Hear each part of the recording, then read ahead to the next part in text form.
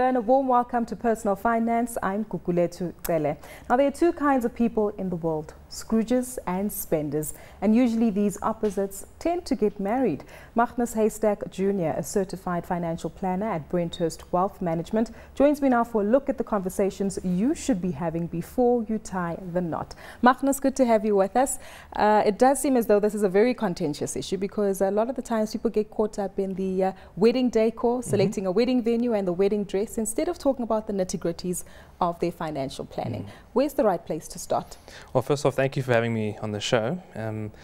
It's a big day. You're overwhelmed with everything that's going to happen afterwards, and obviously before that, you sometimes, as you said, you don't take the time to actually think about what are the ramifications of spending for your wedding. So the important factor to bear in mind is stick to a budget. That's where I would start. If you're planning to get married, or already engaged, going to get married, stick to a budget. In the past, families would contribute to the daughter and the son to get married, but times have changed. You're seeing a lot more couples spending money for themselves, supporting themselves for the wedding, and it's important to actually stick to a budget when you're getting married and not to be too overwhelmed and overspend. The worst thing you want to actually do right as you get married is to have a huge bill from your wedding to start your marriage in debt.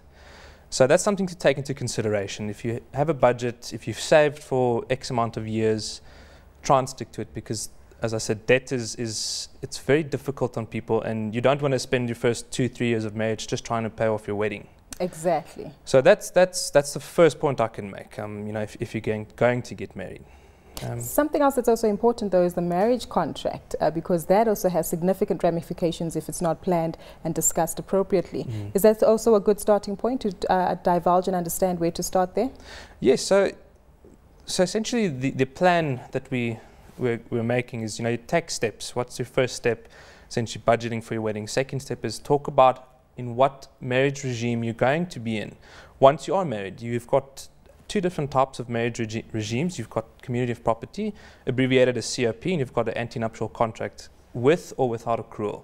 So it's important to discuss how you're going to get married. Now, the difference between ANC accrual or without accrual is essentially ANC with accrual is you keep your assets separate at the starting point of marriage, and from that point on, all of your assets are essentially shared from the starting point. If you have no accrual, or as we say, without accrual, what you have before the wedding is what you take after the wedding, and the same goes in the marriage. So what you earn is essentially what you keep. Basically, this does obviously have implications, especially when it comes to debt and individuals wanting to open up businesses. So does it depend on the individual or the couple as to what their financial objectives are? Yes. Basically, with COP or community of property, you have also pitfalls and benefits to that type of marriage. You share your assets, but there's also the danger of sharing your debt. So if your spouse gets into massive amounts of debt in that type of marriage contract, then it's going to look very bad for the other spouse. You essentially now taking on that debt because you essentially it's a 50-50 split. But now, let's say, for example, if you're already well established and your spouse is just starting to work out, doesn't have as many assets as you, it's a good idea to go into that type of marriage contract to essentially protect your assets and to protect your credit level, if I can put it that way. Exactly. Yes. Maybe that brings us to an interesting point about checking one's credit record and credit report.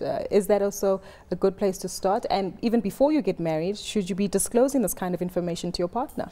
These are all very great topics, and what I can suggest is that when you get married, or if you've just gotten married, to actually sit down and discuss how you're going to budget for your marriage, who owes what, who owns what, and that's very important, because if you've got a spouse who's very heavy into debt, that will affect your marriage in some ways as well, on a personal level, but also on a financial level. If you're stressing about money the whole time, it makes it very difficult. So bring everything together on the table, draw up a budget. That's very important.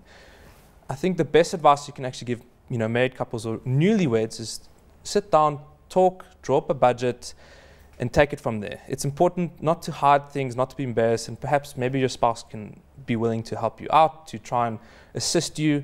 And it's always it's always in your best interest to get a second opinion. Go talk to someone who can actually assist you in drawing up a plan and to say... The importance of advice is quite evident. The importance of advice.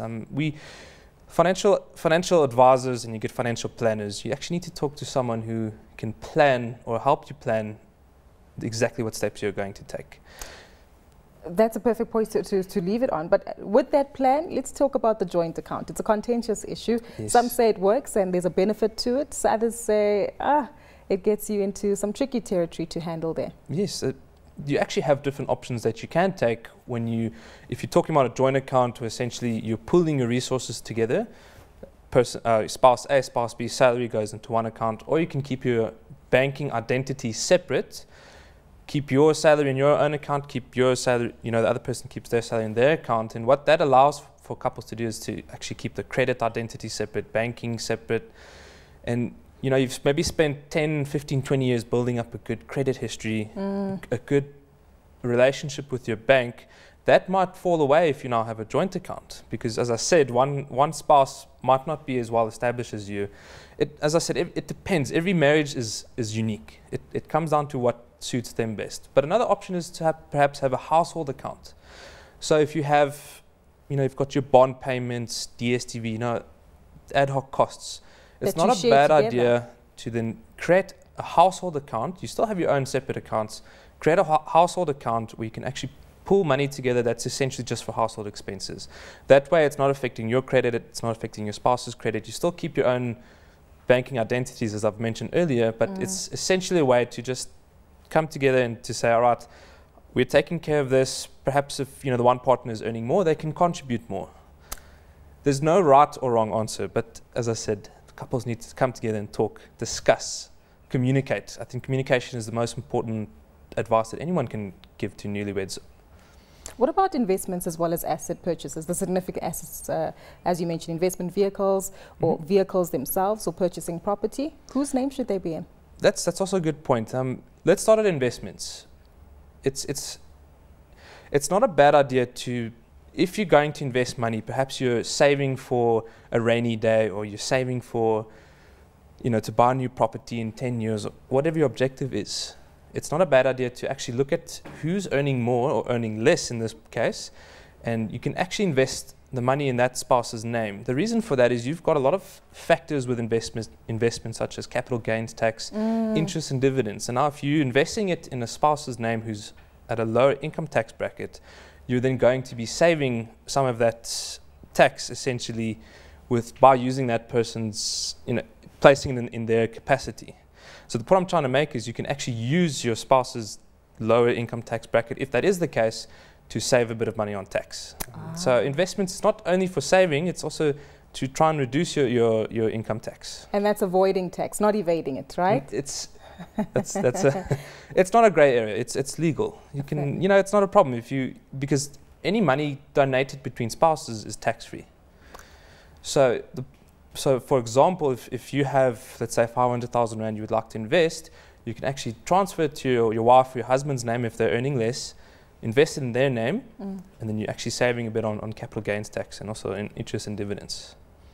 Well, Magnus, some interesting insights you were alluding to, and maybe it's time that we go to our checklist. Now, we've compiled a checklist to cover ahead of the nuptials. Magnus, maybe let's apply these to a few case studies, and we've got a case study jar where we're going to take out a few questions that some of our viewers have sent out to us. We'll pick up on the first one. The question relates to someone who mentions that my partner splurges and has numerous store credit cards. Is a credit check necessary before tying the knot? And does our credit become one along with our union after marriage? That's a very, very good question. And as I mentioned earlier, depending on your marriage regime, if you're in community property or you have an ANC anti-nuptial contract, that credit will either form part of your marriage or it won't. As I said, it's very important on the type of contract you choose. Talk to your spouse. That's the advice I can give. It's very difficult now going behind the person's back, and if they find out, it's going to cause unnecessary issues. Bring your concerns to the table. Inform them, I'm concerned about your spending. Let's try and tackle the debt.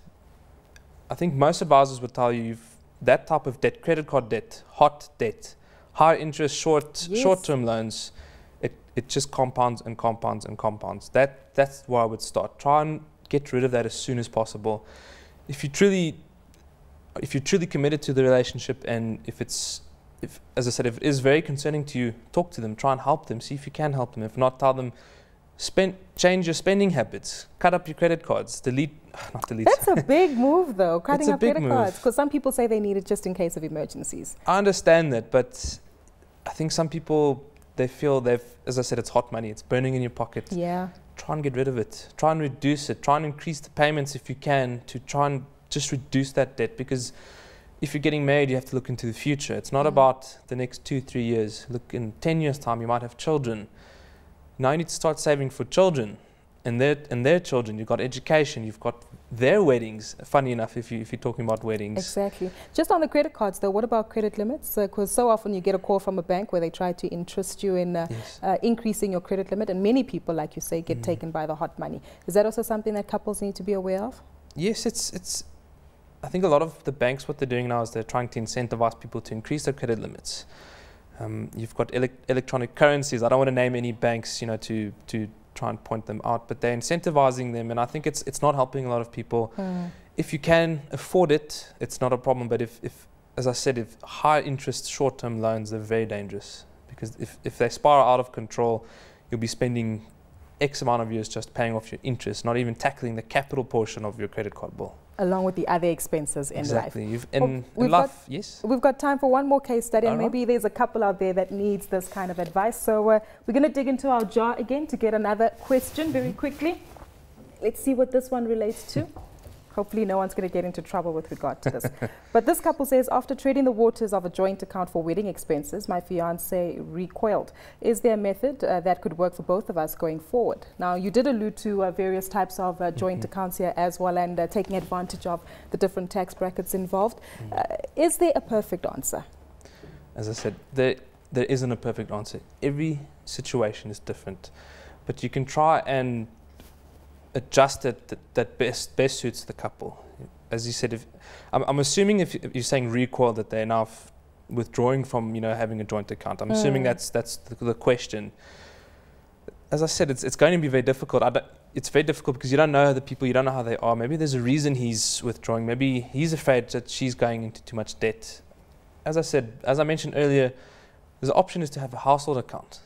And we did discuss that. Exactly. So you can actually pool money and pay for the expenses that you both are actually enjoying, if that makes sense. You've got your bond, electricity, things like that. You're both using them.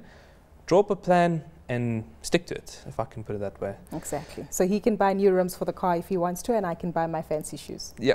Exactly. But also look at the priorities in life. I think a lot of people also get a bit carried away into get drawn into sales and things like that. But to say, maybe if we can try and pay a bit more of our bond every month as opposed to spending a bit more on clothes every month, that's also going to help you in the long run. Just a quick illusion that I can make is it's like a diet. If you don't stick to it, you're not going to get results. Ooh. Stick to it. I know it's also, it's diet season, everyone's gymming, working out. Exactly. But the thing is, if you don't stick to your plan and remind yourself, why are we saving? Why are we doing this? Then unfortunately you're not going to see results. So the D word goes back to the B word, which is actually having a budget in place and sticking with the plan and the end objective. Yes. Well, that's it for Personal Finance for this evening. A very big thank you to Magnus Heystek Jr., a certified financial planner at Brenthurst Wealth Management. Well, do remember that we'd love to hear from you, so you can send us any of your tweets or your particular case studies. You can tweet us at CNBC Africa using the hashtag Finance410, or to myself at Gukumfupi. Until tomorrow evening, it's goodbye for now.